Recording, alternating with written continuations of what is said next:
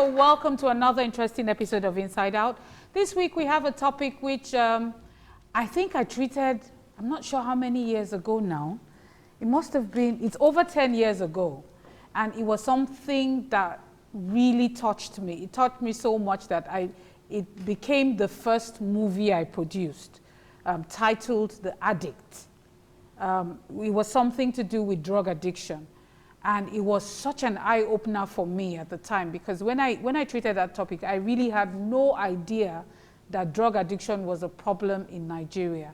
Fast forward to over 12 years now, well, moving forward to this year, I happened to attend an event that brought it all back to me. And I realized that it really hasn't gone away. If anything, it has become bigger. And I thought, because the response we got from that particular episode we treated on drug addiction, I mean, churches invited us, mosques invited us to come show that movie. They wanted to see that topic. We ended up taking the movie up to Ghana, so many other African countries. Up till last month, people were still asking for that movie. And so when I saw this again, I thought, oh God, we need to talk about this again, especially because a lot of people are still at a loss as to what to do. They don't even know how easy or not it is to come in contact with drugs in Nigeria. They look at it as a foreign problem, like it's not something that affects us. I'm hoping that at the end of this topic on drug addiction, that a lot more people will be enlightened, that they can recognize it, that they would hear testimonials, so that if you know someone that you think or you suspect might be involved in drugs, we might be able to bring help to them. And more especially, to know that there is help and that it is something that can be overcome.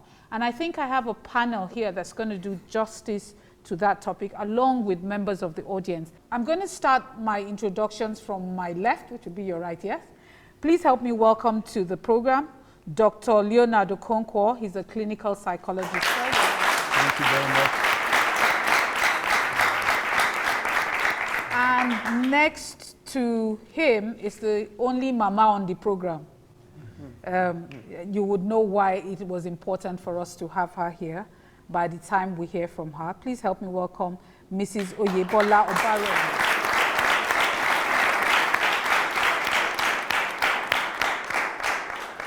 And next to her is my very good friend.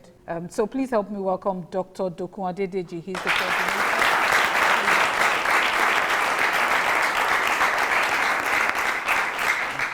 Pastor Chudi Maduegbuna, you're welcome.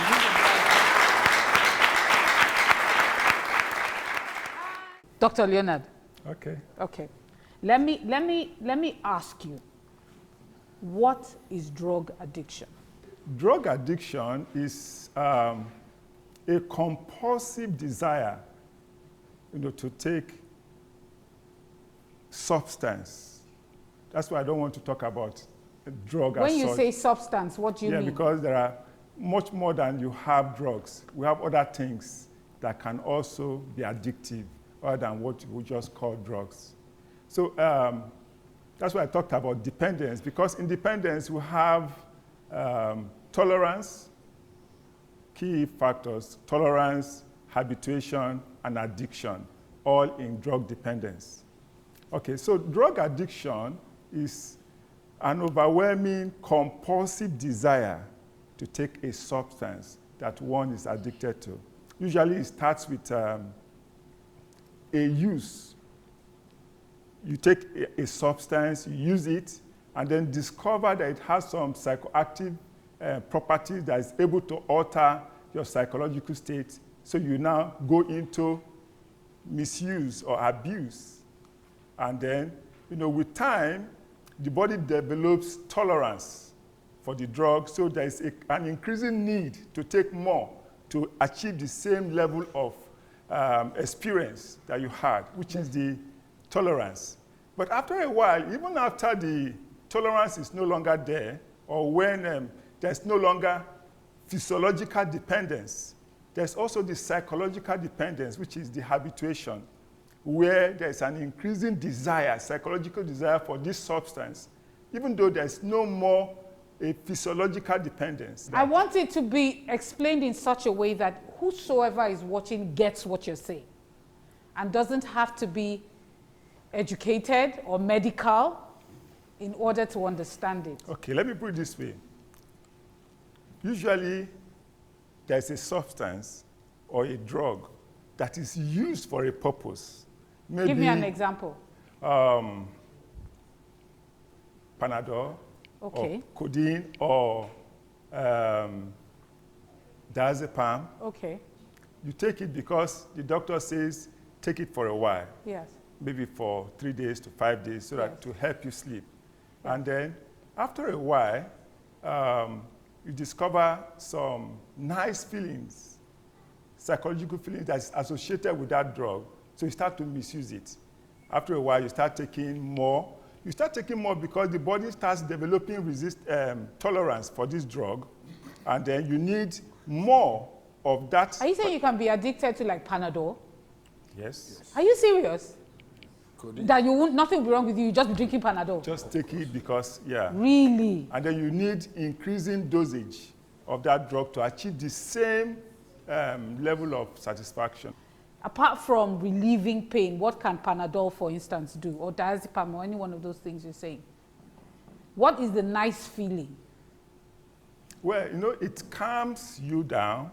It does? Relieves anxiety.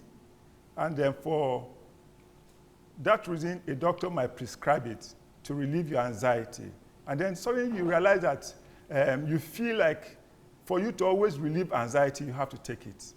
Anything you want to do. So anytime you're just stressed, you just pick it? Just go and take it, pick it up and take it. And then that's, after a while, you start feeling psychologically dependent on it and that you can't do anything without taking it. Wow. And then the more you take it, the more your body develops tolerance for it. Okay. And you now need more and more of it to achieve the same level of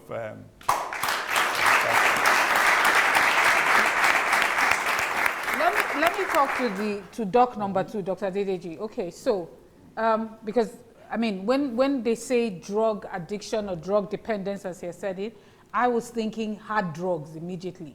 So you mean there's a wide range from everyday off-the-counter drugs that you can be, yeah. Absolutely. You see, what we have found out, that is why the definition changed. It used to be drug addiction, but now it's substance use, substance abuse, substance addiction. In the sense that we now found that a gamut of substances that can be abused. People take nail polish remover, people gum. Take nail polish, as in how? Oh, they inhale it. Methylated spirit. Gasoline, diesel, petrol. And people even go to, some people in the morning, they go to a pit toilet, pit latrine, open it up, and then they inhale it. Inhale what? Yes, they do. Why is everybody turning to look at me like I do? All of you should look as shocked as I am. No, because many people They don't know. They do.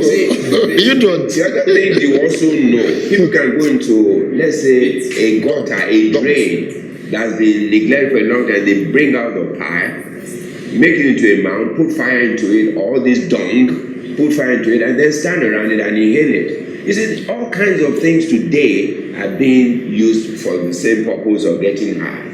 So if you don't know, you think it's only drugs. So is it the methane gas that comes out? What comes out? That's right. You see, you know the thing that doctor also said is, what happens is this, when you take it, okay, you're giving Panadol for pain, but for some people, sometimes there's a perception of relief of anxiety or of something. Then he associates that perception to the effect of the Panadol, which was not intended by the doctor. So when he now says, so if I take Panadol, I can feel like this. So when you give him Panadol to take for 2 days, because he had now associated a perception to it, a feeling to it, he begins to take Panadol out of sync. So it's the same thing that goes across all these substances. Glue, gum are today abused, and people get addicted to it, and people have been brought to us because of that. Not to talk of marijuana, skunk, codeine. codeine, as in codeine for cough? Benylin with codeine that Really? prescribed really for cough is now abused. What they now do with that, they can take it neat as Benylin with codeine and take like 5 bottles, or they mix it with Coca-Cola or La Casera or Pepsi Cola. And so when you see them carry, you think they're taking Coca-Cola. It's drug. So you see, we need to be very careful as parents because there are a gamut of substances that people can abuse.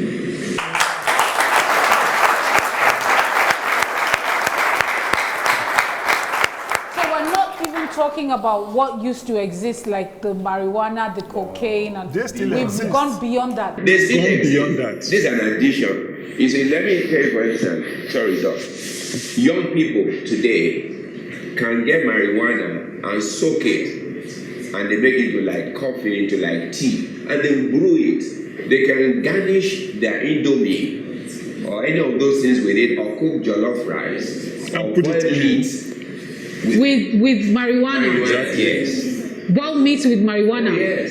You see, because there are all kinds of ways in which young people can use it as long as it gives that desired effect. And this experimentation. They try all kinds of things and it works.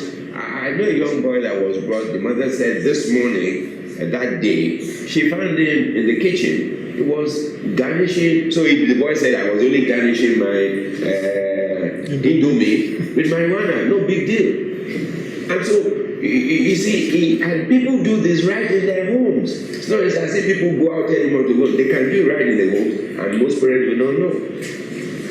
So every care is needed, and every knowledge is not wasted concerning this. Particularly now, I can tell you that our young people, if you put young people together, about 10, probably 7 have done it before. Maybe 4 of that may be just. That's scary. Oh yes, I tell you, some may be experimentation and they stop, but some don't. That's what the doctor said. They then go from one level to another until the time that they can't do without it. They live in the joints. Wow.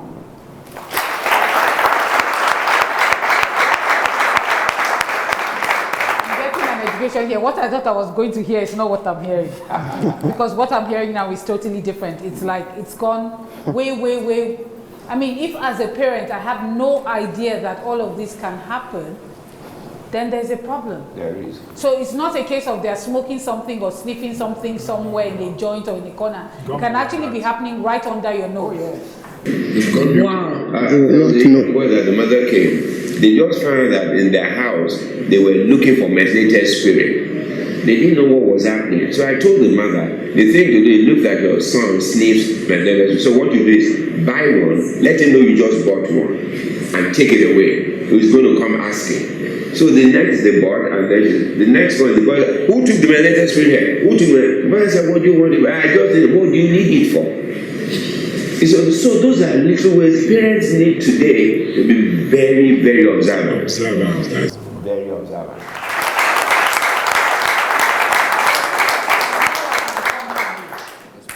Because it's important. You're a pastor now, but you have a bit of experience on the issue we're dealing with. And I think that it is important that we hear that. I am in shock right now. You'll be looking at me and laughing because my mouth has been open. Some of the things I've heard here, I can't even comprehend it. No, it hasn't like, every time I see Indomie, I'm going to be looking inside. Because all these things you're saying are also things they can find out on their own. They really don't need to be involved in a group or a gang to know. They can actually go and find out on their own. So maybe, like, can you? For me, I got into drugs from primary school. I tried out cigarettes. From where? Primary school. Cigarettes. Primary school? Yes. And then, by time... Sorry, where did you get cigarettes from in primary school? Bottles that's been thrown away, we pick up and... You pick them off the ground? And then smoke.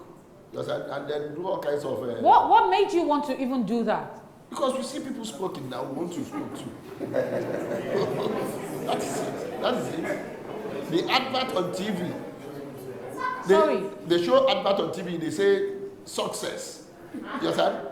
You see people graduate after university, they throw away their scrolls, throw away their cap. Haven't you seen that advert? It's a Boris advert. Oh, that was a And long time ago. Long yeah. time ago. And the person lights up the secret and says success. The young man wants to be successful.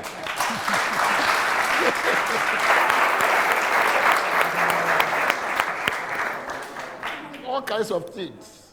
You know, the informed notion, then, you know, for me, when I started using Indian hemp in secondary school, this was in secondary school, was that you play better football if you smoke Indian hemp. Wow. You understand? And that was it. Wha- You know, okay, as what made you think that Indian hemp is related to football? Everybody, most of the footballers, everybody says it, that if you want to play hard, that is, you want to tackle hard, you want to be strong on the field, you need to smoke. You understand? And that's a lie, actually. You Do understand? people still believe that now? Yes, Seriously? I'm telling you. But it's a lie. Because the skill that you have is already given to you by God. You have that skill, you don't need any substance. Thank God these days that they text them. You understand? They text them for... Okay, that's why they started doing all those text for you, performance you understand? enhancement You understand? tests and all that. So that's the information. And once you start using these drugs, you get addicted. That time we say you get hooked. And when you get hooked, you can't stop because already you are addicted to it. It's from one level So to you another. went from cigarettes in primary school. From cigarettes to Indian hemp. To from Indian hemp in secondary school. After secondary school, cocaine, heroin, LSD. You did all Marijuana, that. Everything. Where did you find it? Here in Nigeria and abroad.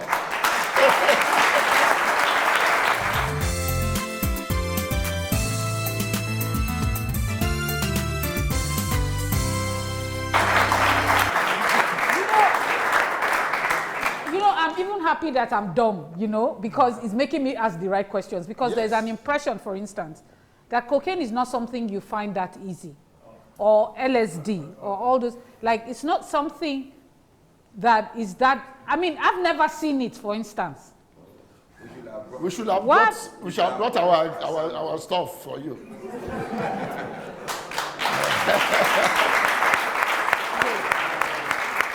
So are you saying, and it's also my impression is that I must be so naive. I mean, I'm listening to you now and I'm like, do I live on planet Earth? But my impression is that you have to be rich to do cocaine. No. You have that you can't, it's not something, not anymore. You can buy Please, a could pinch you of cocaine for 100 naira.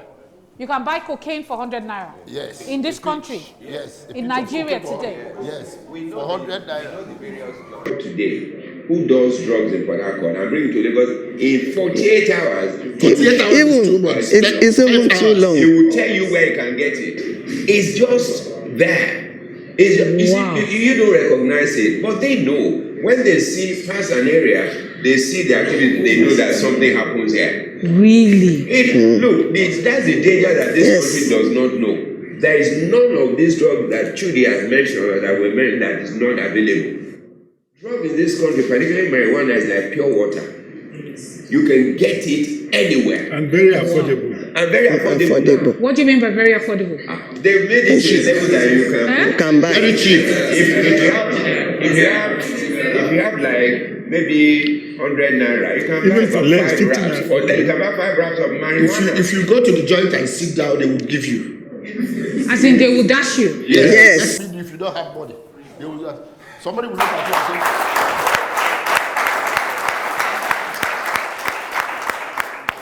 This is scary. I'm sure, I don't know whether that's the plan, but it's very scary. I'm missing, eh? No, but you see, there are many like me. That's the good part. I'm not the Very only many, one. very And many. that's the reason why this is important. I mean, when I chose to do this now, I did not know what I was going to hear. And this is scary. So let me use you as an example. So you by the time you got into university, you were now doing serious drugs. serious drugs. Even what happened, I started, even went as far as trafficking and peddling drugs. Wow. You understand? Because in the process of, doing these things, I didn't make my, school certificate. So I went straight into business. You understand? I learned a trade at Onitsha, and then I started doing business. In the process of doing business, legitimate business, you know, importation and stuff. And then I met a syndicate, a young group of people. They were actually trafficking drugs, and they were making money. So I was asking them, where did I meet them? At the joint where we smoke Indian hemp. They drive good cars. They don't have a shop. I have a big shop. You know, and they keep changing their cars. I said, well, what do they do? I got curious.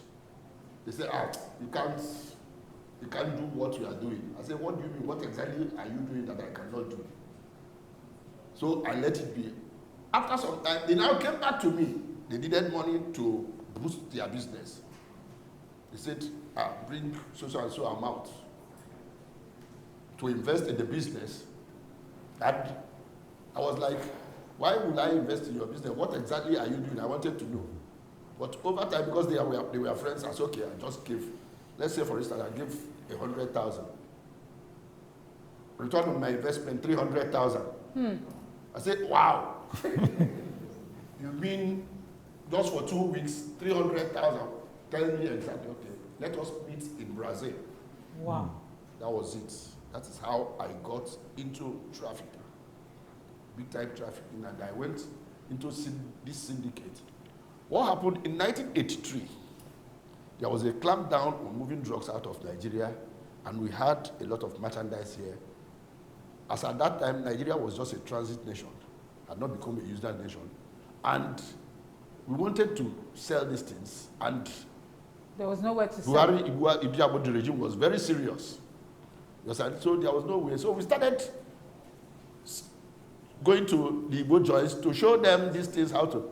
That is how I got addicted to cocaine and heroin. So you started using what you were selling? Yes. Did not hear, don't get high on your own supply? I was trying to make money by trying to teach them. So it was from doing the trafficking that you got addicted in the drugs you were selling? Yes. Wow. So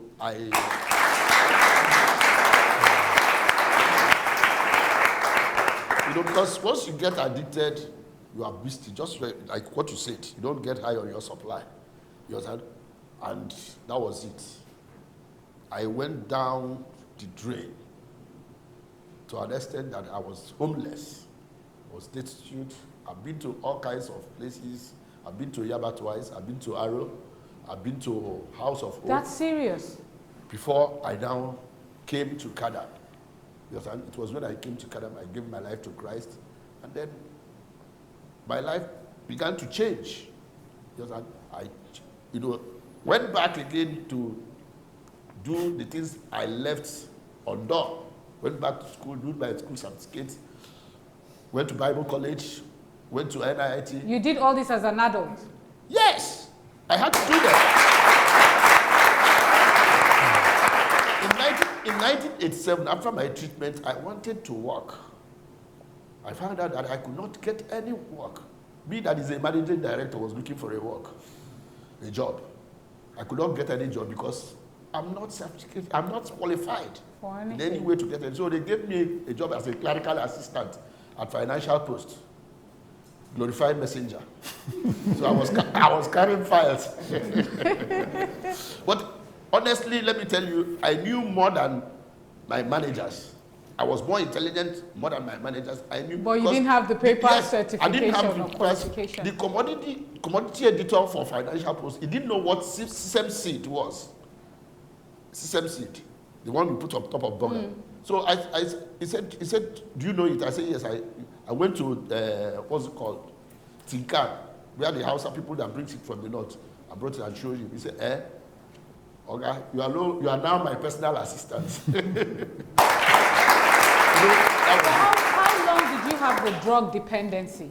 How long were you? 18 years. 18 years? 18 years. I was on drugs for 18 years. Wow. And how long did it take you to stop, to finally say, you know what? That period. In between that 18 years, I was stopping and going back, because in drug addiction, once you stop and go back, We count all the years that you have abstained as the year you are in. Do you understand? So until you become clean as a whistle, I stopped smoking drugs in 1999 when I came to Kadam. And I finished my program in Kadam in 2000, year 2000. In 2002, I was Microsoft certified as a web programmer. I began to work with Kadam in 2003. Was then a pastor in 2007. And since then, you haven't gone back? Since then, for the past 13 years, I have never touched smoke. Before I come to talking about Kadam, let me talk to you, Mrs. Obaremi. Yes, people will be wondering why you are here talking about drugs, but I'd like you to share your experience with us. The first experience I had with my grandson was that he goes to school. How old? Then he was 18. 18? Yes. Yes. Not knowing that he has started smoking. He will do this WAEC. He will not pass. Every time WAEC, he will not pass. He will say, they have one lesson there. So I would like to be going there. Then the parents will pay. He was staying with you? He was living staying with with the parents before. Okay. But when they drove him out, he has to come to me. So when he came to me, I said, okay, what will you be doing here now? Will you go to school or you will go and learn a trade? He said, he wants to do that, his WAEC. Then I put him in a private lesson. He will go in the afternoon and come back in the evening. But when he comes back, in his own room, he will be there, he will lock himself up. I will say, is he praying? Then I will go there, I will be knocking at the door. He will not answer. I said, have you taken your food? He will not answer. At last, he will come out. But when he comes out, I will just hear a smell. I said, this is cigarette or what? I did not tell him. Then I went and called one of my sons. That one is at Oshodi. I said, he should come and sleep with us. So I want him to discover what that boy is doing in his room. So that one went inside and slept with him. In the night, he was thinking that my son had slept off, not knowing that he was watching him. So quickly he took out the thing from his pocket. Then he lighted it. He put it in his mouth. The thing started blowing. That one, he ran out. He said, Mommy, come and see Tolu. He is smoking something. And that one too does not know what is called this marijuana. He doesn't know. He said, then he just seized it from him. It's marijuana that is Igbo. Yes. Yes. He seized it from him. He said, tomorrow morning, he's going to call the people in the area to just make out what that boy is smoking. Because he said, when they were still young, they will hide at the back of the door. They will put this Daily Times. They will put light on it, and they will hide at the door. And that my son was saying it too. He said they will be doing like if they are smoking something at the back of the door. So anybody that comes in will be afraid. What is at the back of the door that is red like this? So he said they used to do that time. But this one is not like that. Oh. This one has a smell. I said, we will show you to our tenants if they know what is called marijuana. Hey, I don't know that this boy has many friends in the area. When they go to school, they will go somewhere and they will smoke. Sometimes they started telling me that he does not pay in the school. Oh. He does not pay. Oh. They have started driving him out. Oh. He will not tell anybody. So he wasn't even going to school? Sometimes he will not go. Sometimes he will go. Maybe he doesn't even learn anything in the school at all. When the result comes out, I will say, go and look at your own results now and come and tell me. He will say, Grandma, don't worry.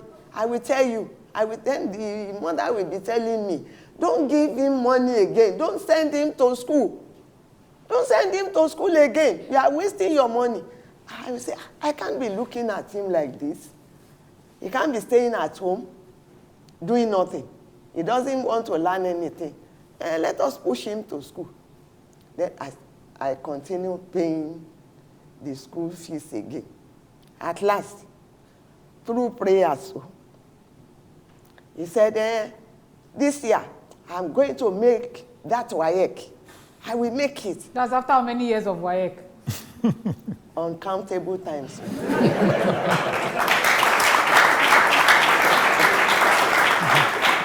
Uncountable times. So then one day I went to the evening school by myself. Then I saw the proprietor of the school. Then I was asking. That one said he hardly even, he doesn't even know him. In this school, he comes to this school. He said, well, I should come and show him the person I'm talking about. Then I went to the class. He was not there. Where is he? The friend said, he has gone out. He has gone out. He will soon come back. Then I said in my mind that this boy has joined gangs and they have started even smoking. The man said, how do I conclude like that? I said, he's coming to your school. Bring him out. Because you are taking money. I have the receipt with me. Where is my boy? Then the friend said, okay, I will go and call him.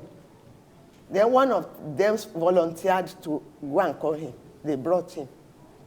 I said, he didn't know that I will come to that school that time. So he said, Grandma, what are you doing here? Who told you that I have gone out? I said, I should meet you in your class. You are not there. Where are you? Then some of the boys that used to join to smoke, they too, they are in that school. They said, Mommy, nobody used to come to this area. I said, I should come now. Come to which area? The school? The school and that area. The joint. It is that area that they are smoking. And the proprietor of the His school friends were telling you did not know. The friend was telling me,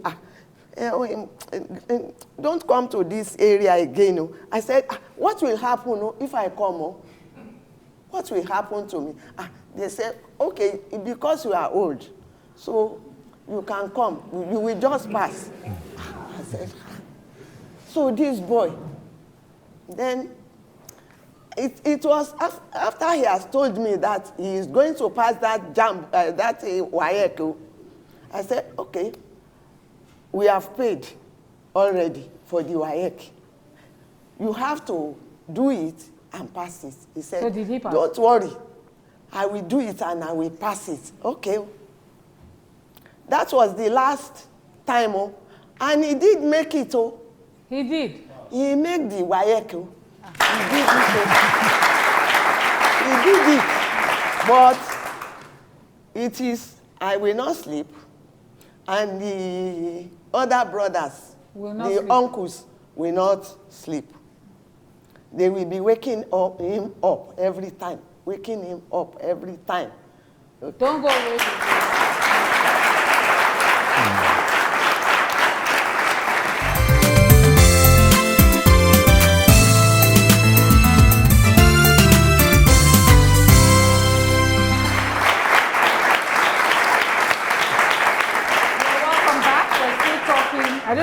it drug addiction now or drug dependency?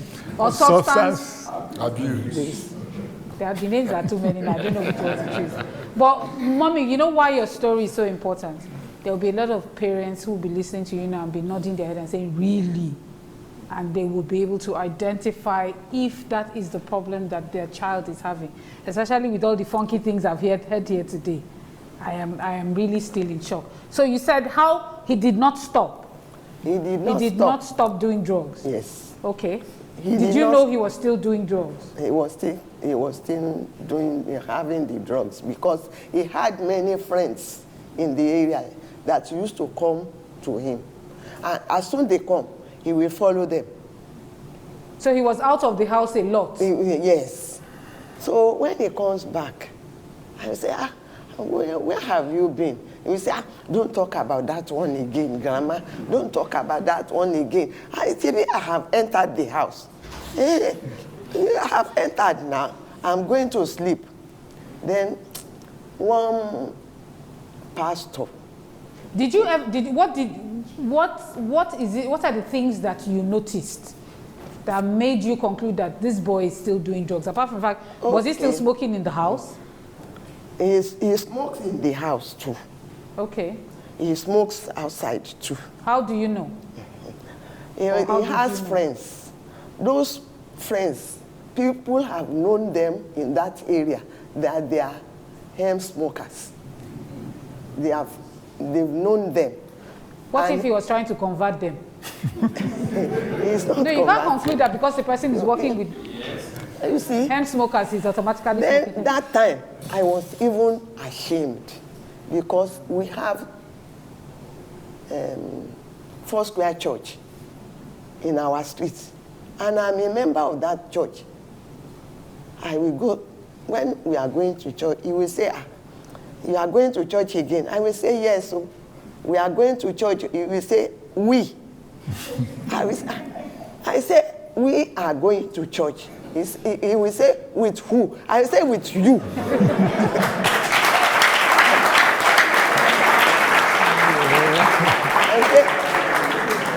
I will say, "With you."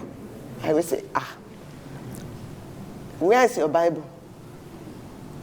Go and take your own Bible. He has many Bibles. So. Then he will follow me. He will say, He will follow you to he will church. not say he is not going. As soon as we entered the church, the service started. He will just disappear. He will not stay. Then I will be looking like this. Where is Tolu? Where is Tolu? Where is Tolu? Then I don't know that the pastor used to notice me, that I am looking for that boy. I will not see him. Maybe throughout that day, I will not see him again.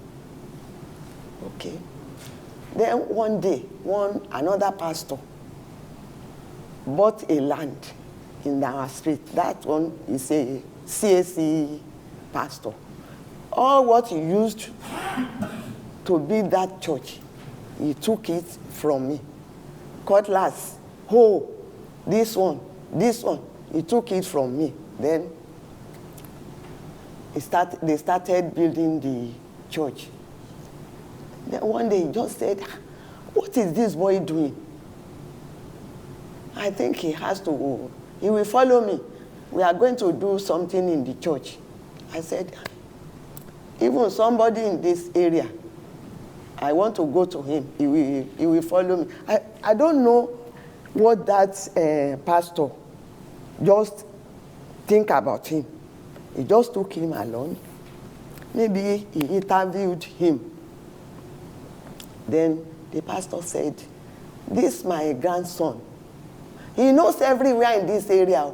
I must watch him." Then I told the pastor, I said, "You are a pastor. And as you see me, I'm a deaconess in Four Square." He said,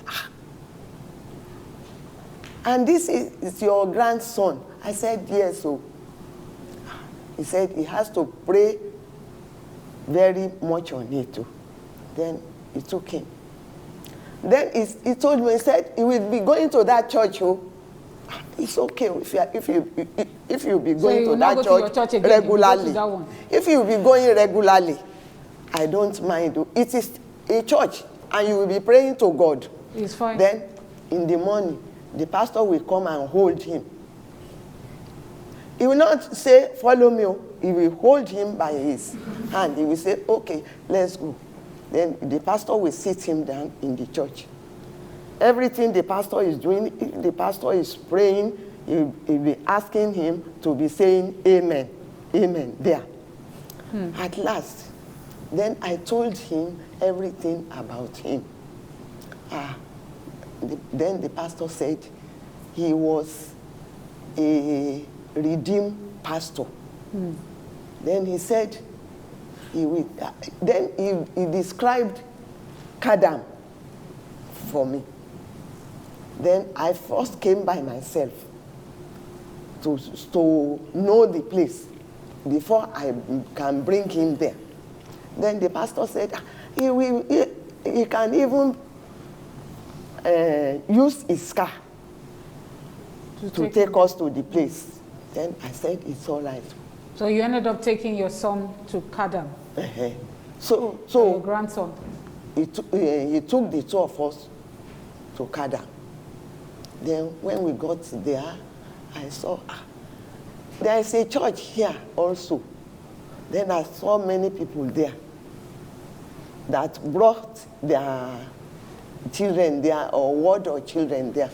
Then I said, he said, I can't stay here. That day he wanted to run away again. I said, no. See now, there is food for you here. See them, they are serving food. If you want to eat, you will eat. If you don't want to eat, nobody disturbs you. Just sit by me here. We have questions here to answer. Then he said, okay, when you are going home, I'm going back home with you. I said, well, if God wishes. So did he stay? I said, if God wishes, we will go home together today. If God does not wish that we go home together, you will stay here and I will go home.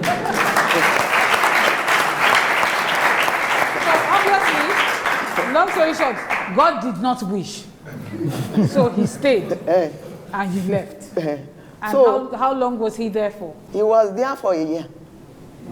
He has left Kadam now? He has just left. He has just left. And how is his behavior now? He has changed, though. He changed.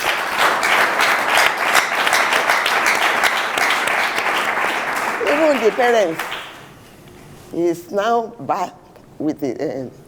He's now living with his parents. And he's now, this Open University. He has gone back to school. He's gone back to school. You know, let me first of all say thank you for being a grandmother. For even when his parents gave up on him, you did not give up on him. I did not give up. Because when you listen to stuff like that, you will know the power of being a woman. And the perseverance, even at your age, you did not give up on him. And I'm hoping that people who will watch and will know that all hope is never lost, just from your story. Because there are a lot of things that you have not said here that are in between the lines. The sleepless nights, even having to be going up and down and trying to trace him, that could not have been. But you have a good testimony, and so we thank God for that. Yes. Now, let me talk to you, Dr. Adedeji, because first of all, what is this Kadam? Because everybody has related to Kadam. What is Kadam? A lot. You know, Kadam is a ministry, is a faith-based NGO that caters to the treatment of and rehabilitation of drug addicts. It was started in What does it mean? Kadam means Christ Against Drug Abuse Ministry. Christ Christ against. Oh, really? Okay, Kadam. Okay. Ministry. It used to be called Drug Addict Rehabilitation Ministry until 1996. That when we felt it was stigmatizing, and then God gave us the name Kadam. And what we do is try to help people. We understand that this is a challenge, and it's a challenge that can be dealt with. It's like any condition like malaria or something. If well handled, It is? that's what we look at. It's a disease. We now find that substance abuse is a disease, which also I've can never heard it affect the described brain. like that. You say? I've never heard anybody describe it like that. You know, Like malaria. you know, there's something in Nigeria. Yes. Everything that you can't explain is demonized. Oh, it is terrible, it's strange. It isn't. Because we know somebody started it, and somebody has malaria, and it has a beginning. Malaria can be treated and has an end. It's the same thing with drug and substance abuse. Because from the experience we've had, people have come. I mean, this is Judy, and there are many like that, even who have come, and then it depends on the person and on the desire to make a difference in his life. And a lot of I think. Okay, let me first of all say. I mean, you're a doctor. yes. So do you give them drugs or what do you do? I thank you for that. You know, one thing we have done because we are faith-based, we've also found out something that many people did not agree with from the beginning, but they're beginning to understand that when somebody is on drugs, like he's possessed, and then when by God's grace we can take away the drug addiction by keeping them away from drug and letting them not go, and then you leave a vacuum. The vacuum has to be filled. Because I've been told that medically you have to, gradually, Give them drugs. yes, like I heard stuff like, I mean, this is from my first experience, that you have to, what's the word? Because they can have withdrawal symptoms. Yes, they do You have to have. gradually disengage. You don't do cold turkey. Am I using the right We words? do cold turkey. You know, That is not medically advised, especially if they're at some level. So, I mean, it's good I'm asking you because you're a doctor and you're also doing the faith-based thing. So what's the? you know, truly there are certain situations that they find out abroad as well. That when there are certain addiction, like maybe heroin or cocaine, they can give them some, let me say should I say a drug, at least tail it off, and then they go off it. Use another drug that is less That addictive. is less addictive. Another drug that is less Less addictive to addictive. cure that. Addiction. Okay. You know, but you see, people have transferred addiction in the sense that, okay, it's less addictive, I can be taking this. Oh, so they now form a new addiction. Exactly. Oh, sorry. Right. Okay. So you see, the thing that we have found out by God's grace, we found out, and it has worked, that we do not need to do that kind of replacement therapy. The replacement therapy we do is Jesus Christ, and His word.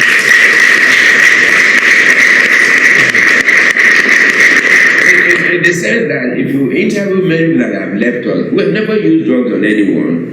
No drugs at all. No drugs at all, except At to treat at all, except to treat Medical conditions like conditions. malaria. Maybe they have other medical conditions, but as to the addiction, we don't. You see, we find out that cold turkey is painful, and it's an experience. If you go through it and you really make up your mind to that, then you remember you don't want to do it again. To go through that. And so it has worked for us, and we're not going to change what has worked. Now, we are faith-based, and we believe that with the power of Christ, you can leave addiction as many people. Let me talk to you because you are a clinical psychologist, yeah? So you deal with issues of how does that work? First of all, addiction is not something that you can just get out from. It has to do with the mind, with the brain. You know, there is what we call the reward system in the brain. All right. Reward system. Reward. You know, addiction has a way of hijacking this reward system. Many of the things that we do that help in sustaining our lives as human beings have to do with the reward system. For instance, some people will not eat if not because they like food. There's something about food that makes you want to eat again because it's satisfying. That aspect of behavior is linked to the reward system. Now, Could you spell that? The word system, the reward? Reward. Okay, so I As got in, that. you Yes. do something, you are rewarded. Yes. Okay. Now, these substances are also connected with some neurotransmitters in the brain that have to do with this reward system. Now, these substances, because they tend to release so much amount of these neurotransmitters like dopamine, and then make every other thing subordinate to the drug in terms of the reward system. So for the drug, somebody who is dependent on drug, nothing matters like the drug. Nothing matters like the drug. So it's not about willpower. There are many people who have It's not about willpower. willpower. So I'm what's going it about? will to stop. New Year resolutions and all that. Yeah. And that's why sometimes some people believe that once you're a drug addict, always a drug addict. But they always forget that there's a God factor. That's another thing that many people tend to forget. All right, what happens in CADAM? It's bringing these people together who have this challenge. All right, first of all, helping them to know themselves. There are things that led them or predispose them to drug addiction in the first place. You have to discover those things. You have to find out. Some got into drug addiction through peer pressure. Why would somebody tell you to go into drugs just like that?